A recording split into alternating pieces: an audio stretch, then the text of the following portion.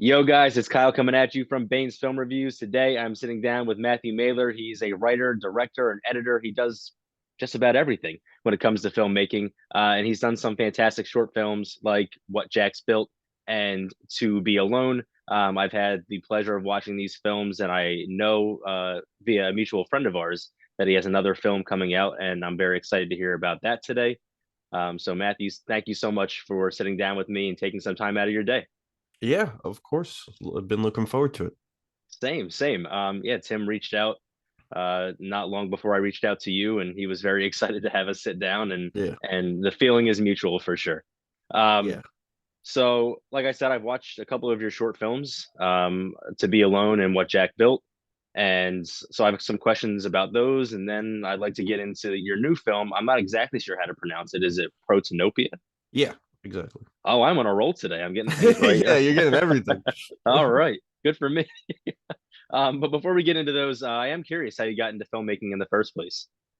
Well, my family, specifically my dad, big movie people. Okay. So I grew up, I didn't realize that not everyone growing up had like hundreds and hundreds of like VHS tapes and DVDs and stuff. Yeah. Like I remember going to someone's house. It's like, oh, you have 10 DVDs. Like that's all. What? Yeah. Like that was just insane to me. Yeah. Um, and then so I always, I was always like messing around with like a camcorder, when I was a kid, and just making little goofs. And then I had a school project that me and my friend did when I was in fifth grade. So I was like 10, and our dads got involved, and we made like a big green screen thing so that we could like put ourselves into like King Kong and like Jurassic Park for this thing. And Okay. after making that, I was like, oh, like when you're actually planning like a film, not just like, oh, I'm running around the house with a video camera. I was like, oh, this is fun. Like Yeah. this is really cool. And then since then, I was just like, okay, I want to go make movies and I want to go to school for filmmaking. And I've just been on that trajectory ever since. That's great that you figured it out so young. You didn't have to fumble with, six different majors and try to Yeah. figure out what you wanted to do. That's awesome that you figured it out so young. And then I am curious what your process is like creating your films. It's evolved um a lot. Uh to me, the process I have now, um that I feel like has been really working for me, is first reaching out to people and being like, hey, I have an idea for this movie. If I end up writing it, like, would you be down? Like, because if people aren't available, like when for my latest film, when I reached out to Tim, I had like a few pages of the script done. Mhm. And it was like, okay, it's starting to come together. Let me see if like Tim is available because I'm writing this character in mind for him. Okay. So if Tim isn't available, then I'm just not going to make the movie. Like I'll just, Oh, well. it'll just be something that I write. Um, but then also using uh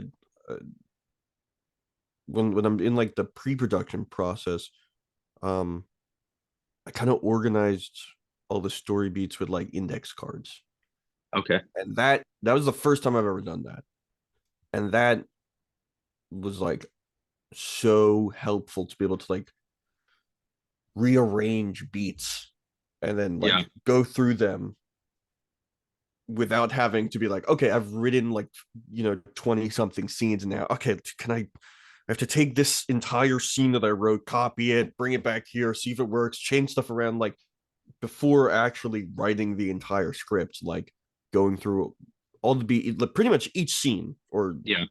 just getting it all there and seeing how it flows, especially because this Mm. film is following two different characters from that Okay. are kind of in different places.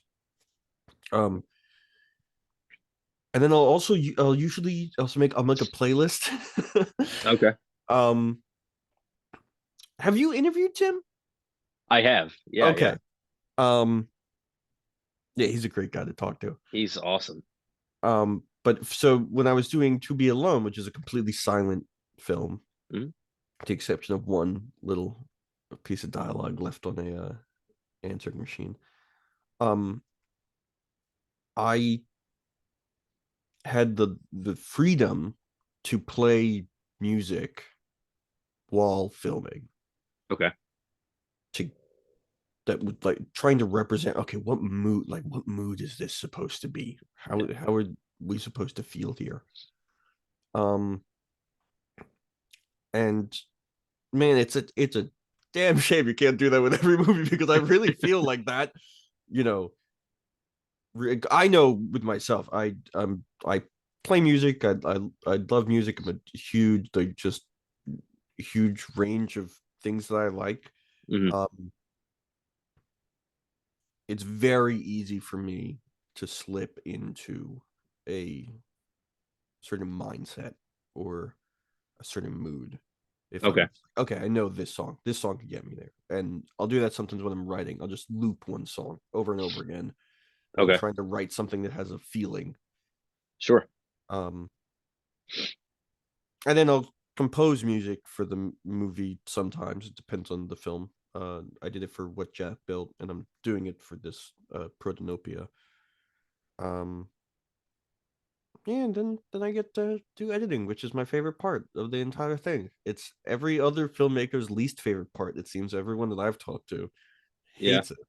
Um, but editing's where that's the final time you tell the story, and you get to find little things that you didn't know were there beforehand, Yeah. and you get to play around with time. And sometimes you're like, "Ah, damn, like I didn't get the shot that I needed for this. So now how am I gonna find a creative way around it?" And then it becomes a little puzzle. Yeah. And that's definitely my favorite part of every single movie I've ever made. Yeah, I feel like it's your last opportunity to try and perfect what you've been working so hard on for so long. Yeah, And I absolutely. I was going to use the word puzzle because I feel like while you're trying to perfect it, it's your last chance. You have to now use what you're given or what you've given yourself to try Yeah. and create this incredible thing. Yeah, definitely. And some pieces don't fit together. Right. Some pieces that you thought would fit together do not fit together at all. Then you gotta figure out, okay, how am I gonna sand down this piece to make it like lock into this other one? Yeah. Yeah. Yeah, very, very fun. Awesome. And then so with both of the films that I've watched, it seems in a lot of ways that the primary theme is isolation. Yeah. So why does that resonate with you, and why do you use that as a tool to help tell the story? I think everyone can identify with it for one. Mm, Um so it's a feeling that excuse me, people can easily buy into. And then lonely people do some crazy shit. yeah, I'm allowed to curse, right? That's good. yeah, absolutely. Okay, You can cool. say whatever you want. Yeah, Yeah, lonely people do some crazy shit, and those are fun stories to tell. yeah, Whether it be, for What Jack Built, it's like this schlocky, uh, want crazed inventor monster movie thing, yeah. which was very much thought up by like a 15-year-old boy, which it was. Um, and then To Be Alone, it's kind of doing the opposite of that, um, of like how sometimes the pairing of loneliness and grief. Mm, Um, and I find the lonely characters very compelling because uh, you don't get to see lonely people in yeah, in their lonely state in real life. right. Um, Yeah, it's a you fair point. if you're around someone who's feeling lonely, uh, they're putting on a facade, and then you don't get to go see them when they're home Yeah. alone. Um, so I think that was the especially for To Be Alone. That's when I was in film school. Okay. Um, at Purchase College. and we had to do a silent film for our Oh, okay. freshman film, um, which is just very coincidental that I had made a few films with no dialogue or very little dialogue Yeah. in the past, mainly because I saw what happened when I tried to record dialogue with shitty mics. So it was, it was a little bit of like a I'm not going to touch that until I can make this sound good, because Right. otherwise, just chaos. So I had a little bit of a leg up on my peers, I think, because I'm like, yeah, I've done this before. Like, this is it's a struggle every time that you try to write a silent film, or Yeah. majority silent film. But I feel like it definitely came a little bit more naturally to me because I'd been through it before. That's And awesome. also the idea of silence and loneliness. The original idea for To Be Alone was that it was going to take place in like the 1800s. Okay. Um, and then I realized I cannot build even a tiny shack quick enough to do this and then get period clothing. And like when I pitched that idea to like everyone in my class, they were like, Matt, please don't do this. Like, please, like, you are going to regret it. And I would have regretted it, and I'm very glad that they talked me out of it. But yeah, because with that in mind, like the idea of like, you know, like the isolation you see in something like The Witch, right? Yeah. Where they're not only like isolated from each other in their and in the way that Tim's character would be, isolated from his wife who's gone, Mm. um, but from the community, they're you know cloistered off in this unexplored land. So I do still want to do like a period piece, Yeah. like frontier That style. would be cool. Very, very cool. And so I kind of compared what Jack built to the Blair Witch Project a little Hmm. bit.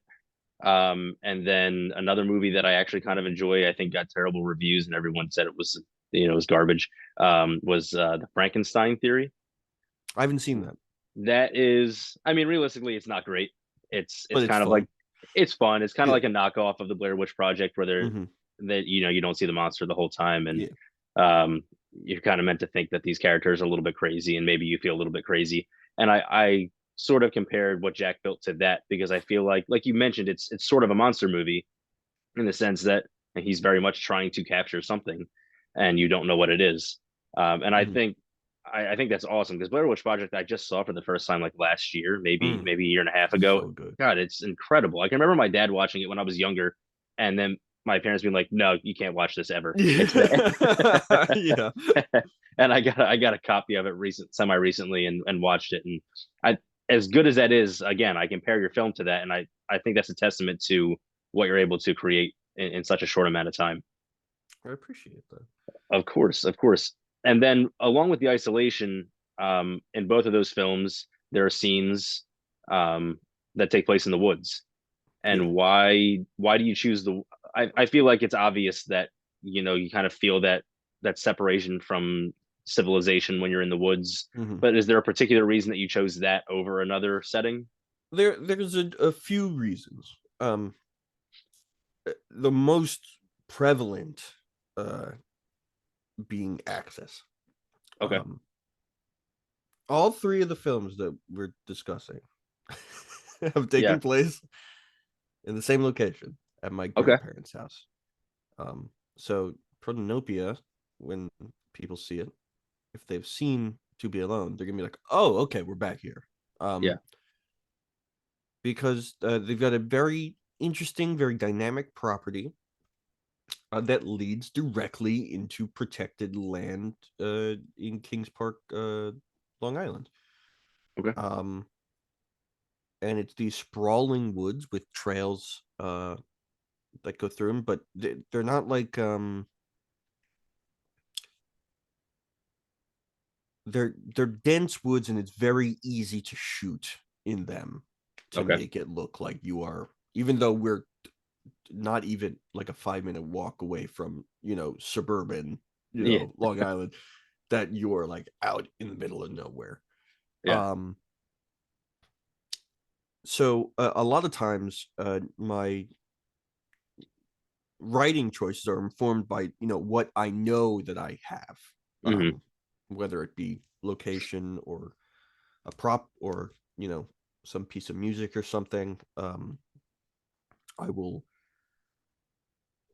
try my best, and it does not always work, to be like, okay, let's just use what I have Yeah. available. Um,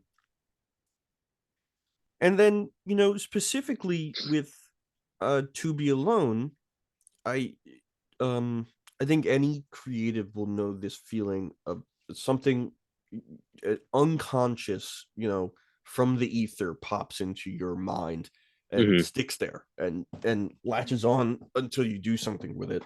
And Yeah. I just had the idea of a man, you know, staring at a cross in the woods with Christmas lights on it. And I was like, that's a that's a weird image. Um, and it's compelling to me. Uh, so then from there, it kind of snowballed. Um, and so yeah, that's honestly the biggest reason that I used the woods. I wish I could say that there was some great, like philosophical, background to it, but it's just like, no, I just thought of this idea and I thought it would look really, really cool, and it ends up working, and everyone gets to enjoy the lovely woods of Kings Park. Um, so I forget who it was. I want to say it was Scorsese that said something like directors are problem solvers Yeah. first. And I think you're a good example of that. You talked about it already with the editing, and you're piecing together what you have and trying to figure out what works and what doesn't. And then back to pre-production where you're trying to find locations, you're just doing what you can with, with the cards you're dealt. And so that's compelling to me. And that's very interesting to me that you're able to pull these things off with, just whatever you possibly can. Well, I think there is a very specific reason for this. Um, I The first real films that I made Hmm. were part of what's called the 48-hour film project or challenge. I forget which one it Okay. is. That when I was in ninth grade, so I was 13, my dad found out about this and was like, "Hey, we should try to do this thing." And that's where I first met Tim. We Okay. decided we were gonna go kind of all in for it, and we um put out, like kind of ads, not ads really, more like, Hmm. "Hey, we're making a movie on this day." We don't know what it is yet. Because the whole thing about the 48-hour film challenge is you uh go, in my case it was, I went to into the city and you draw from a hat a Hmm. um a genre, and then everyone has to make a movie Yeah. with whatever genre they pulled that contains the same line of dialogue, character, and what was the other one? Prop. Prop. Okay. And then, you've got literally, it's like 7 p.m. on a Friday. If you don't have the film by 7 p.m. on Sunday, you don't have a film in the contest, in Wow. the so I made this god awful movie. Uh but I'm, looking back, it is very funny to watch. But with some talented people, that's where I first met Tim, and we've been Hmm. working together since then. Um, called, I can't even remember the name of it right now. Something Dark Romance, or something like Mm. that. About, like a very one note. Oh man, working in an office has a stalker. Stalker turns out to be the secretary. You know, murder suicide. It just this insanely over the top nonsensical movie. but it was written in a few hours. Mm, Um, and then I did that for um, 4 years of high school. I would do that. okay. Um, and through that process of being like, you have to, like, first things first is, I know I'm doing this. Let's say I've got a month before I know the 48-hour film challenge is coming up. Yeah. I have to find locations that I can use, Yeah. right? Uh, and I have to figure out who's going to be in it. Excuse me. It's funny now that I'm saying this out loud. I'm like, okay, yeah, this is fully where my entire process comes from. Um, but uh, so you have to like lock those down, and then cobble together a a story in like a few hours. Uh, with literally just you maybe have time to like go grab, like, I think for like dark romance we had like my mom like go grab, like, hey, can you get some like roses, you know but it's like, we, other than that, we don't have jack shit, like, um but through that, like, the quick like problem solving, I think any you know Mm, person starting filmmaking should, because they have it all over the country, should yeah. look into the 48-hour film challenge, um because it is a brutal, unforgiving way to uh learn how to think quickly Yeah. and problem solve on set, and in pre-production and post-production. All you get 2 days to do all three. Yeah. um Yeah. so yeah, Um, that's probably why. so the more you talked about the film, the more I feel like I watched this film. You might have watched this film. I think I did, and I don't think it was a piece of shit like like I you think guess it was.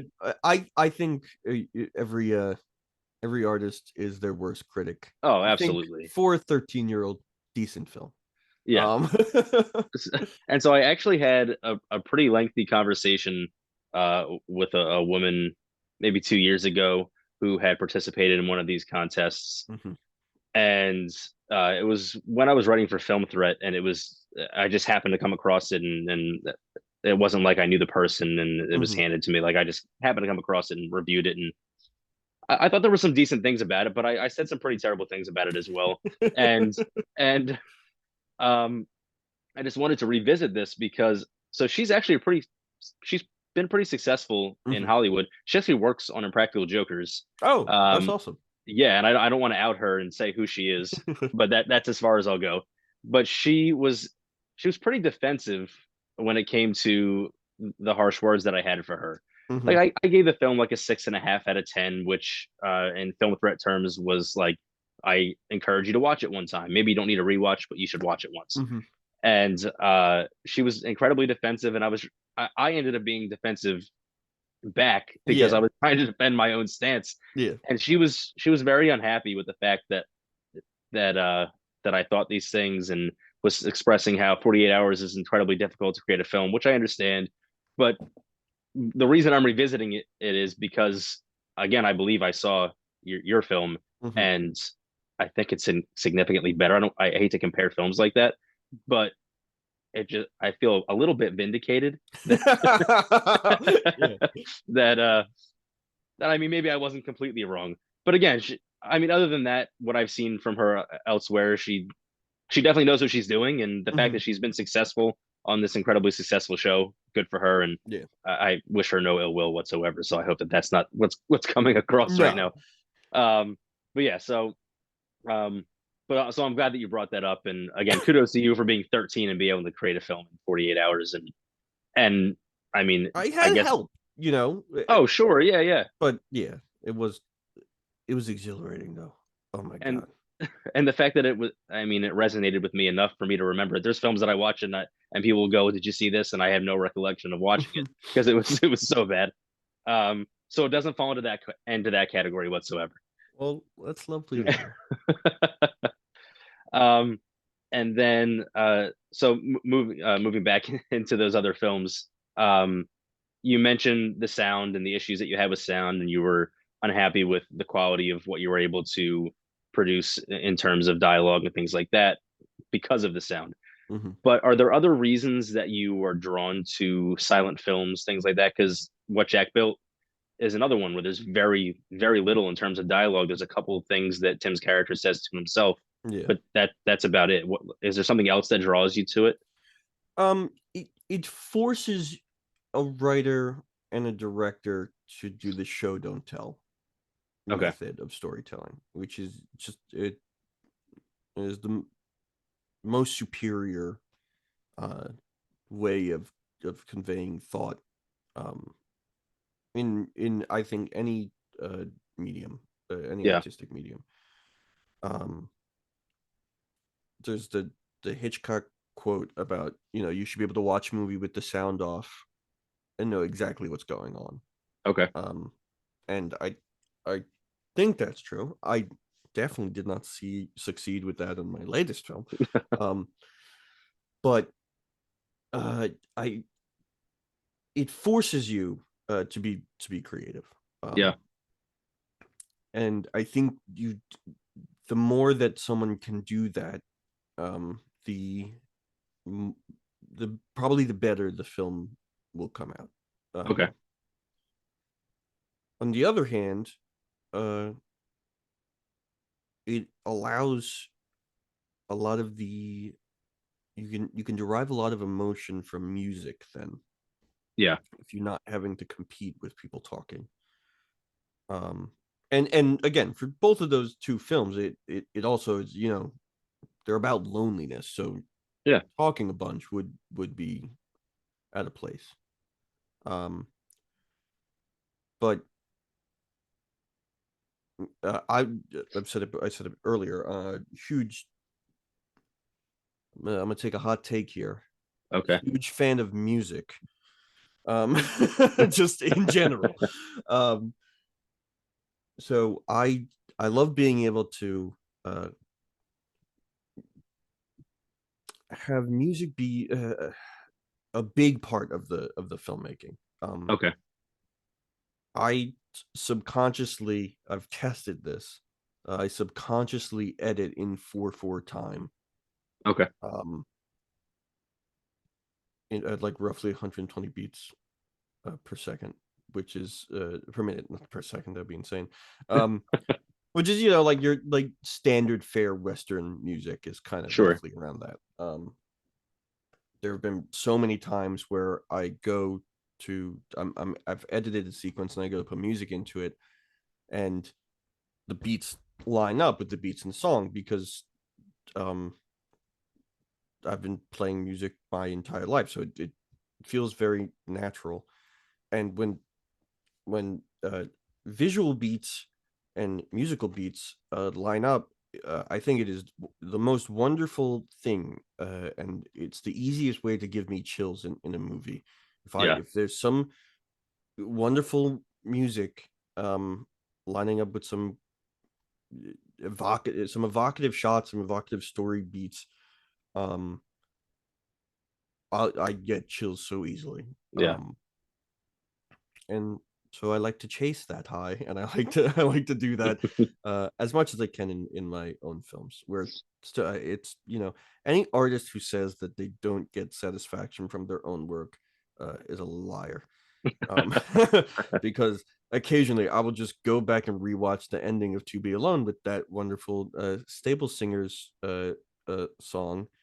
um, and I love that. It's one of the things I'm most proud of that I've made, and Yeah.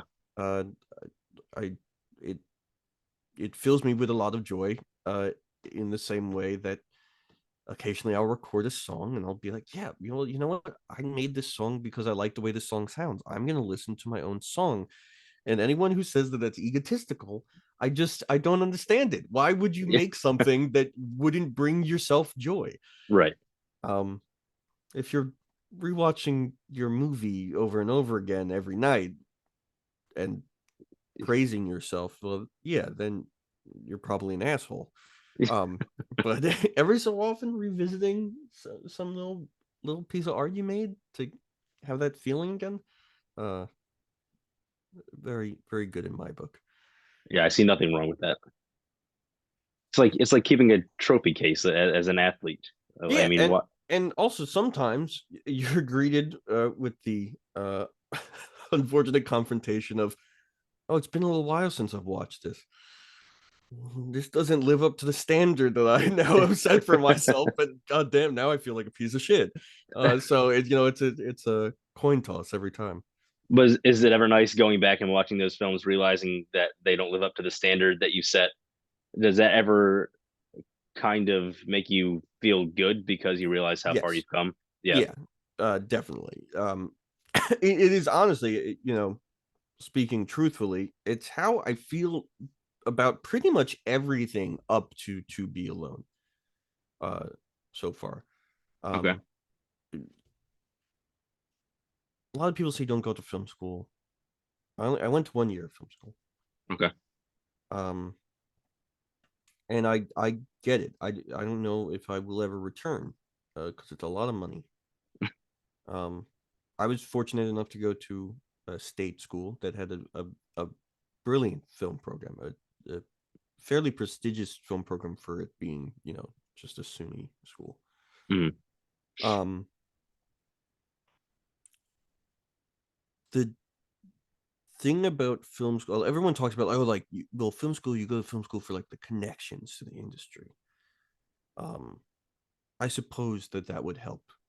sure, Um, to me, the greatest thing about going to film school was to listening to the theory and seeing how people reacted immediately. Having yeah, a sample group to share your ideas with, um, deep,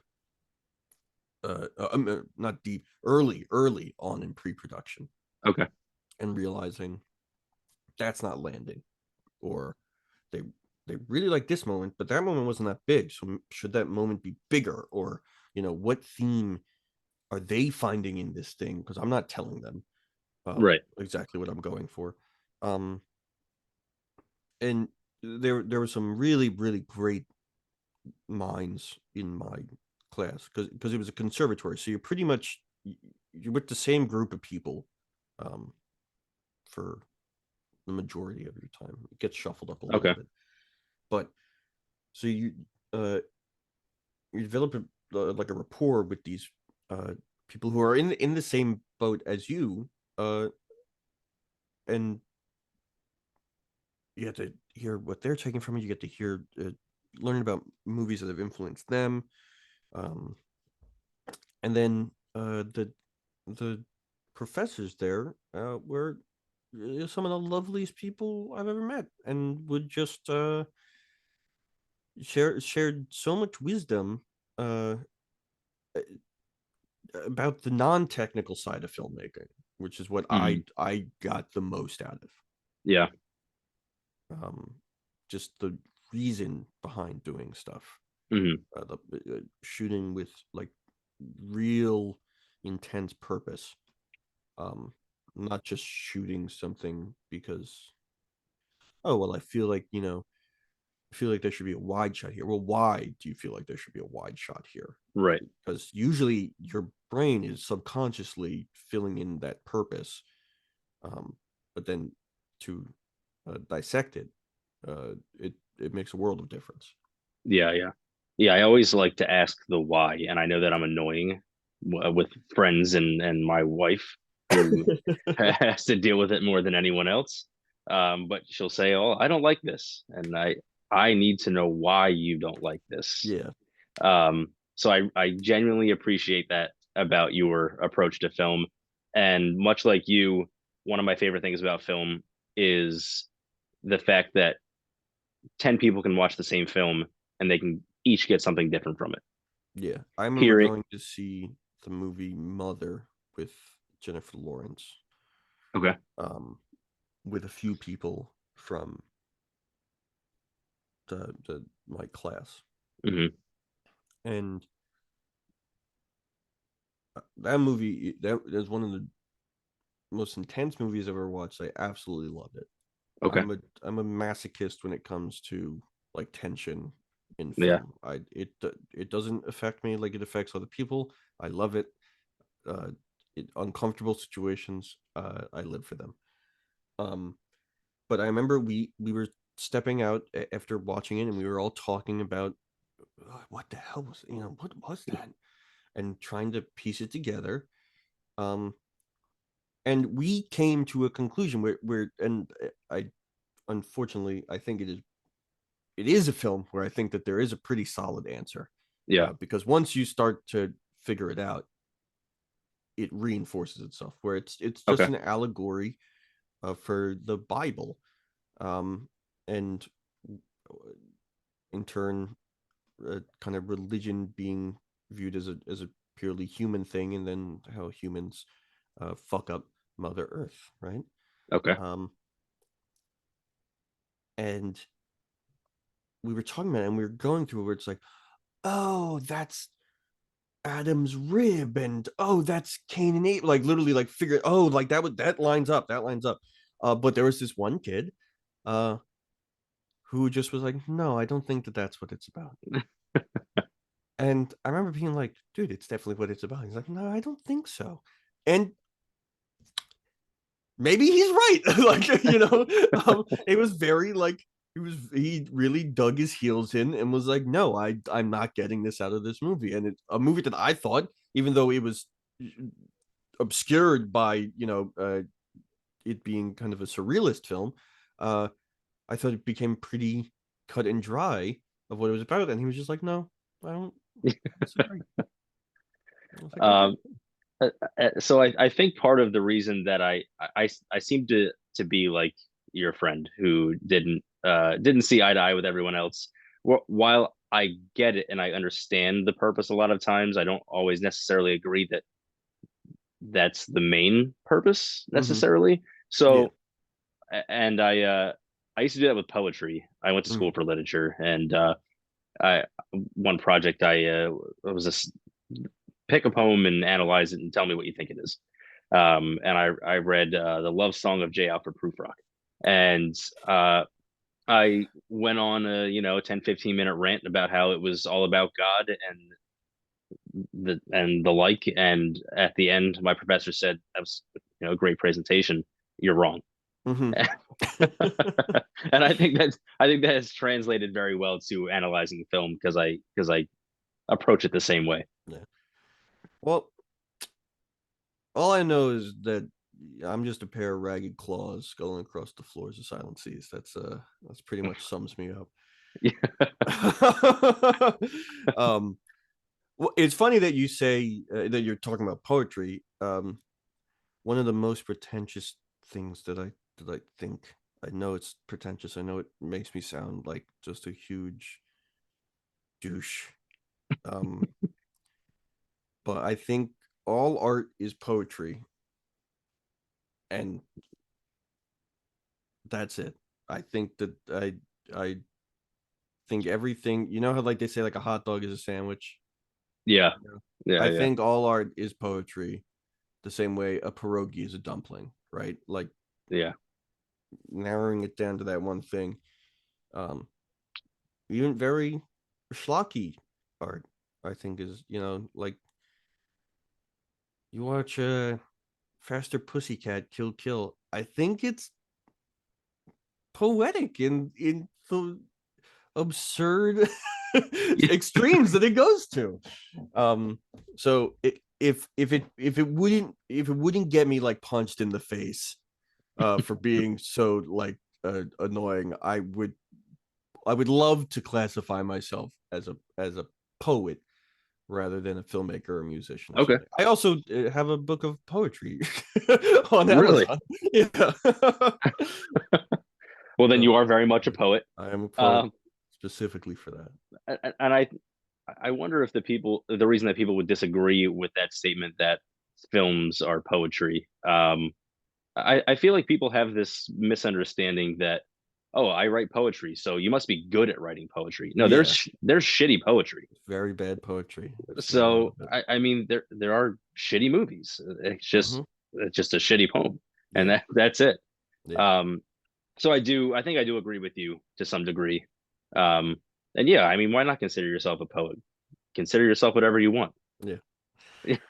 I'm very much from the school. My favorite filmmaker is David Lynch, Okay. and the way David Lynch talks about art, I'm like, yeah, no, it's the, the essence of at least what I love in art is feeling. Um, Mm, and sometimes not everything being spelled out sometimes it takes away from the feeling because when something is not pinned down, the you know possibilities are endless, and it can fill you with this great. Uh, it's the same reason we humans love true crime and like mysteries, like yeah. unsolved mysteries. Yeah. Yeah. We love to revel in the unknown, and I think that the most frustrating thing about Western audiences is their need for every single detail of a world to be fleshed out and described and spawn a a 7-part prequel series that goes into the origin story of the nanny from the main character's like childhood. Like Right. it drives me up a wall. And I love world building. I play D&D, I DM. I love making worlds. I love doing that shit. But oh my god, I don't I it might be good. But there's the there's the Willy Wonka not documentary, but the Willy Wonka film coming out with Timothy Chalamet of a young Willy Yeah. Wonka. Yeah. And I'm like, are we gonna do the origin story of Steamboat Willie next? Like, why? Why do I don't need to see this? I would so much rather. I feel like this is a sentiment a lot of, especially young, uh, uh, and, I don't know, artists or even just people who are avid film goers, Mm, um, feel just like I just put the money somewhere else to something original. yeah. Uh, Drives me insane. I, I, So yes, I, I love poetic films and not nailing stuff down. yeah, I fall somewhere in the middle. I mean, when I Mhm. fall in love with something, I want to know every detail about it. Yeah, But I agree. I've said it many times in different reviews. I mean, it feels like at this point Hollywood is saturated and there's no new content yeah, because it just feels like there's more, you know, more content being recycled than there is yeah, new content coming out. Um, but to cycle back to your films, I yeah. am curious. We did get a little off topic, but Yeah, we went way off talking about poetry and shit. but I love that. I like to think of this as a conversation and not so much of an interview. Yeah. Um, but I am curious what you can tell me about Protanopia Protanopia. without spoiling it. I I think for me to spoil the movie, um, it'd be kind of hard. Um, I'm not gonna lie. I'm gonna be completely honest here. Hmm. Protanopia in its current state is a little bit of a mess. Okay. um, so I have chronic pain that I've been dealing with for 5 years now. Okay. It's the reason why I only had 1 year of film school. I had to come home. Um, and so I hadn't made a movie since a real movie with time and effort, not just like a one-off thing for a class or something like that, but Yeah. sitting down, writing, going through all the stages of production. Um, I hadn't done that since my freshman film, uh, and I was really getting antsy about a year and a half ago, and I had this idea and it was starting to come to me. And as I said, I reached out to Tim. He was interested. I sent him the script. Then I reworked the script and I reworked the script. And the intent of it was to do something kind of like what I was just describing, to lean into the poetic side of filmmaking, Hmm. um, and to get weird with it. Okay. Now, when we filmed with Tim, we had Tim for 3 days. It was wonderful. It was great. Um, Tim's story, because like I said, there are two main characters. Tim's story is a very, I think a lot of it is very tangible, very okay. I don't know exactly what's going on, but I get the gist. Right. The other character story is a little bit more of the uh, ethereal, and we've had some production scheduling issues, Okay. which is why now a year and a half later, not exactly a year and a half, but it's getting close to being a year and a half. The movie's not done. It's very close. It's very, very close. I have, I think, 3 scenes left to shoot, so I'm very close. But I had surgery in November to try to help with chronic pain. Didn't help. Get all my Okay. other stuff. We got the one actor who's he's my one of my best friends. Um, who's the second of the duo. Um, he's in grad school. His hair would grow out. We wouldn't be able to shoot. But he would get a haircut. We wouldn't be able to, because we did not think about it correctly. We should have just had his hair be like a very short, easy cut. No, somewhere in the middle, some natural length that wasn't from a haircut. So trying to get it to match up, and with my schedule of I can say, hey, let's shoot this Saturday, and then I might be out of the count Saturday because of this. I had a flare up of pain. Yeah. Um, and then his schedule, getting other people to come help on it, it's been a bit of a nightmare. And for that reason, the film that was already pretty surreal and not pinned down uh, has gotten maybe past the brink of intelligible. So we'll see. There are some parts of it I'm very, very proud of. I guess the log line of the film, uh, young man with a missing sister begins to see visions of a house, and like dream has strange dreams of a house, uh, and some other weird shit. And then simultaneously, the owner of said house uh, is uh, wrestling with the death of his father, and also doing some weird shit with the house. And I think any more specific would detract from the thesis of the movie, which is I want people to kind of take whatever they want to take from it. Okay. Um, I will say this is freely available knowledge. I had a Kickstarter for it, and I described it as a film. It was originally a short film. Now it's pretty much a feature. Okay. Um, a film about suburbia, masculinity, and capitalism. Interesting. Um, and they're very loosely threaded through there. Uh, I think if you go into with that idea, you you may come up with what I had in mind.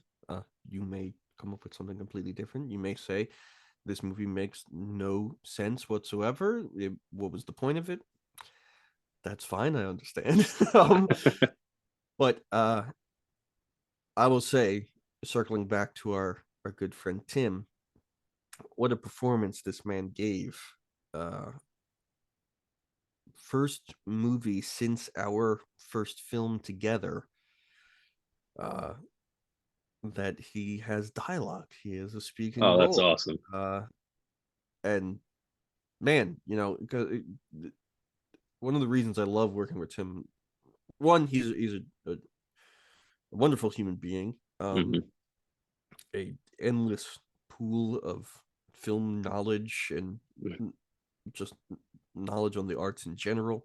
Yeah.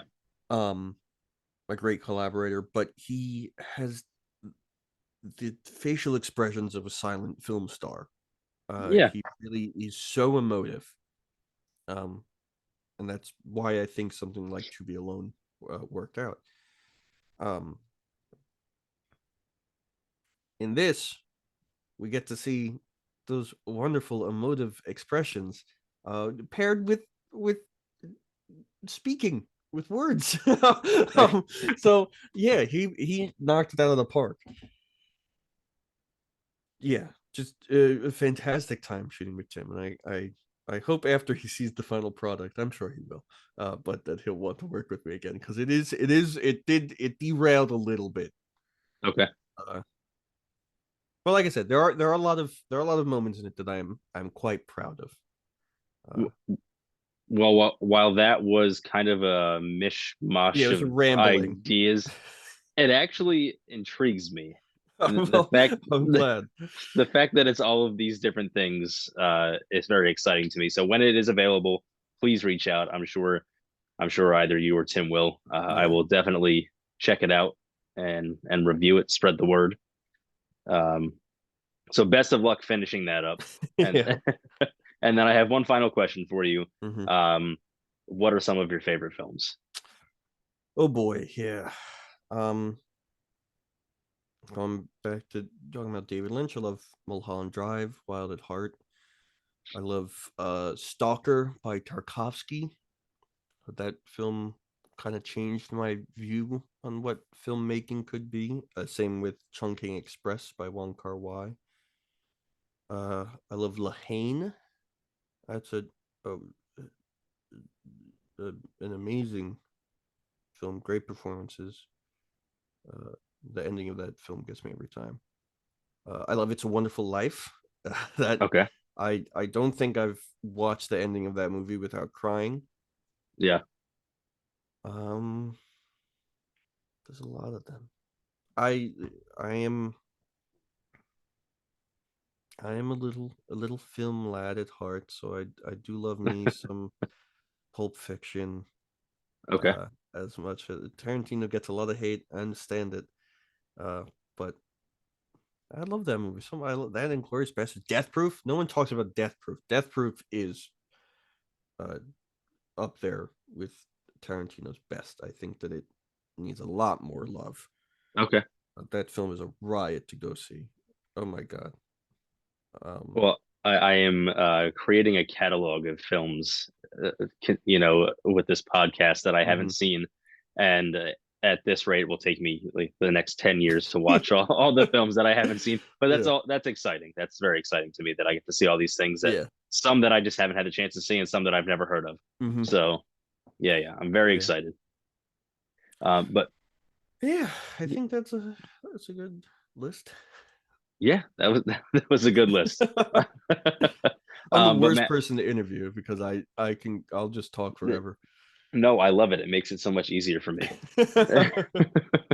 But Matthew, seriously, I want to thank you so much for taking some time to sit down with me. I know you're, in the throes of creating a film and bringing it to life, Yeah, and as you described, it's been difficult, but I wish you the best with that.